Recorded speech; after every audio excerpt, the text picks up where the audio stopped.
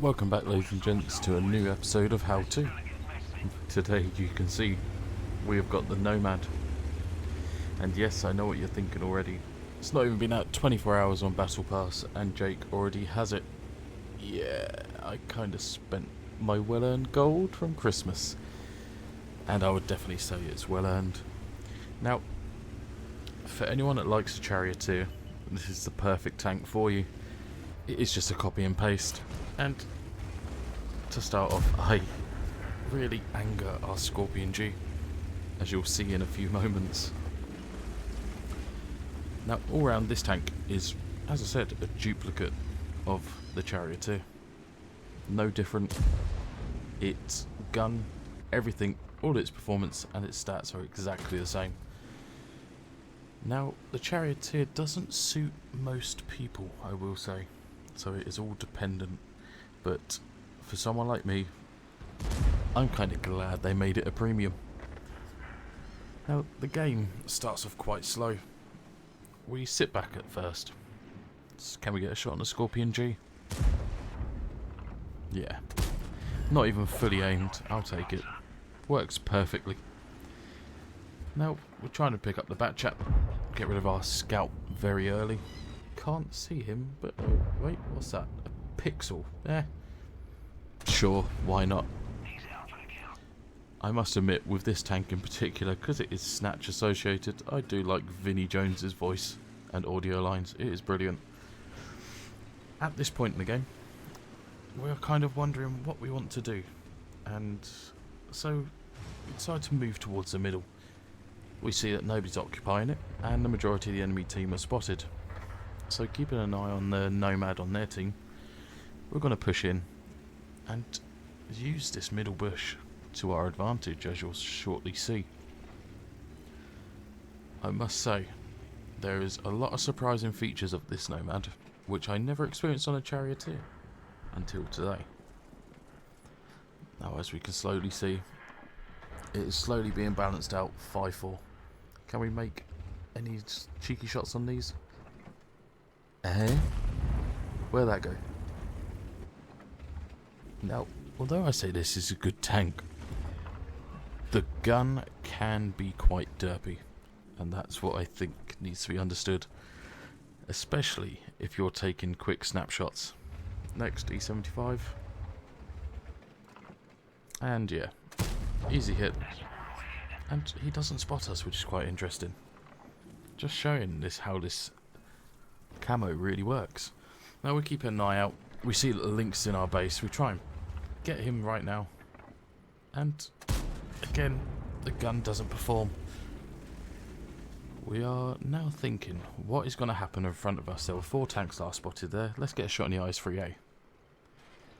Now at this point, I thought the IS-3A spotted me. Kari misses, which is quite nice. But it wasn't. It was the Lynx just before he crested the hill. Now, we're getting some assistance. We're trying to use the features of this tank to our advantage. Now, it is a waiting game more than anything. Is anybody going to crest up in front of us? Will the IS-3 or the IS-3A?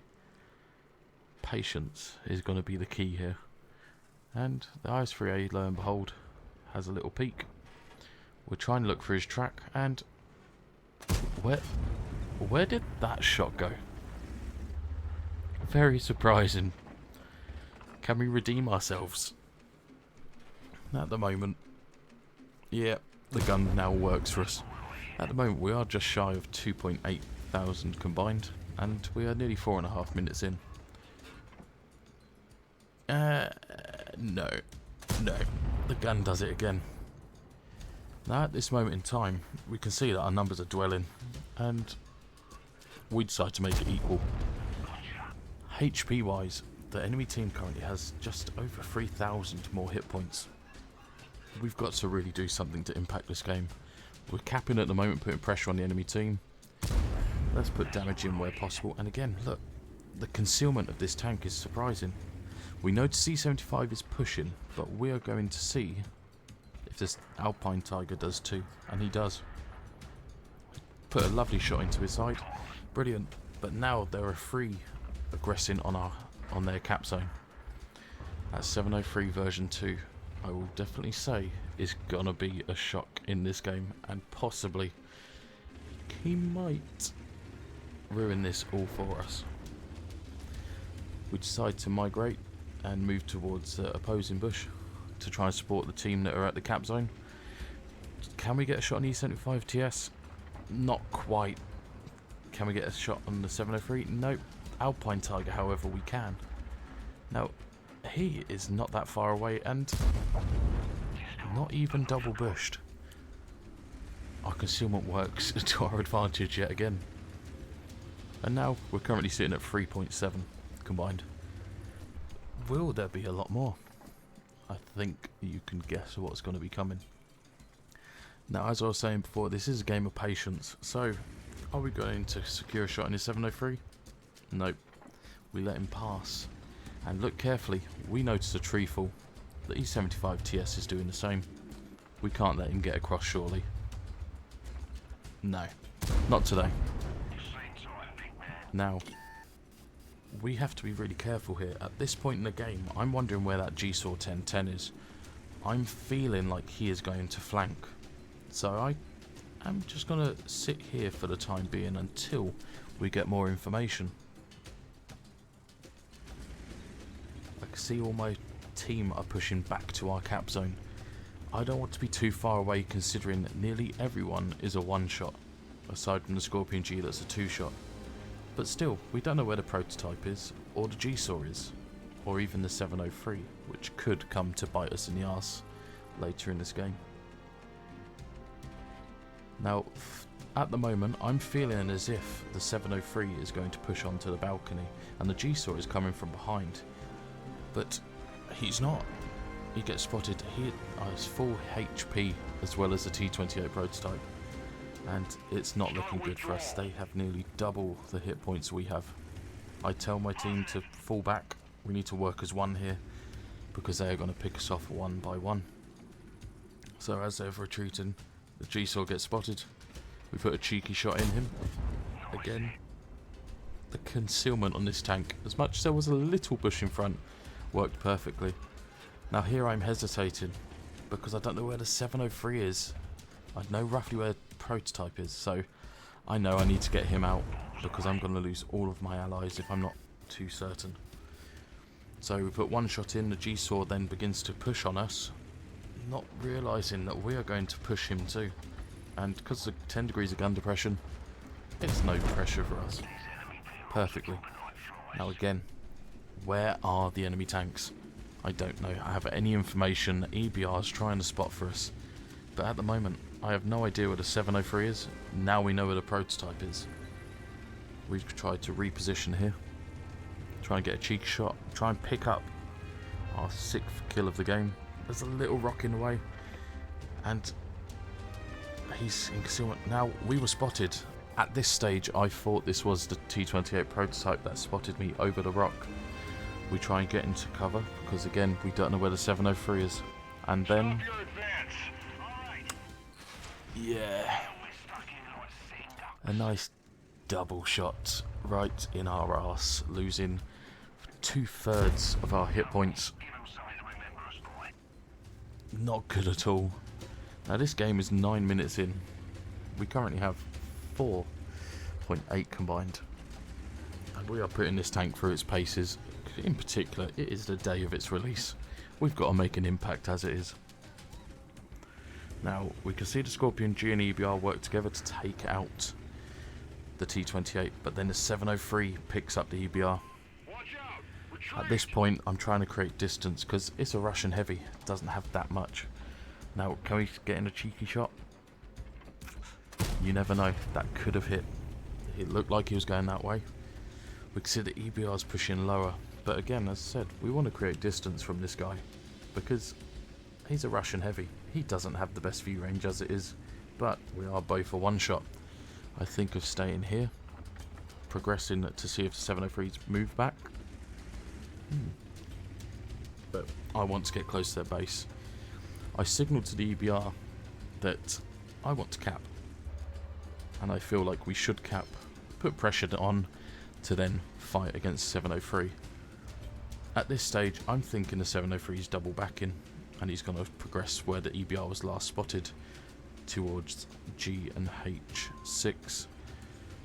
I say to the EBR again, I'm going to the cap zone. Still, the EBR has the same thought process as me. He is going to check to see if the 703 pushed our base instead of falling back. Now, I don't know about anyone else, but the 703 is definitely, in my books, not a fast tank. So I steadily make it back towards their cap, using all the dips, and I feel as if the 703 is up on that balcony, so I go round these rocks. So I think he's up at the balcony at D8. That is my thought process at the moment. The EBR says capture the base, so I'm like, yes, of course, yeah. I'll go put pressure. Let's bring him to me. And hopefully the EBR can support us. Now, again, I'm still thinking that he is at the balcony. So I slowly creep in. And do I spot him? Of course I do. But he is to my left. But look, he doesn't spot me until I fire. Now that is absolutely insane. And we're trying to bait him in. We look as if we're going to the right of the rock to his left. And no, we go further back. And this is what this tank is made for. We then hold our shot because I've only just realised I'm only down to HESH now. And he thinks we've looped around. And look at him. He has no idea we are here. And one. Not spotted. This tank is seriously overpowered, and it is amazing, and I love it.